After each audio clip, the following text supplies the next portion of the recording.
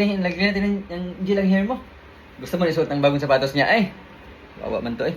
Yung shoes mo, sa PE yun, hindi yung dito sa... Pangit yun pag kuha natin dyan, isuot. Kahit pang PE man yun. Next day na yun ha. Okay? Hindi yun. 2 taon na tong gel na to, wala tong gumagamit. Kaya hindi man magila ng papambuk niya. Tika lang. Sabihin ng klase mo, uy, pugi tiyot ah. Pugi, handsome at tiyos, handsome.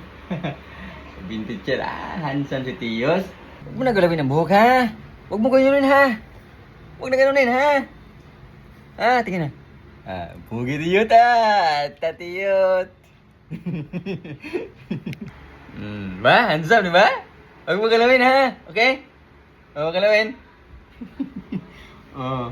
Handsome to yun, Ayusin mo yung ngipin mo, okay? Hide mo, hide. Hi po. Sabi mo, salamat po. Alam mo. Ayun mo yung sa? Ha? Sa? Ta? La? Ya? Mat? Mat? Po? Po? Okay. School na tayo?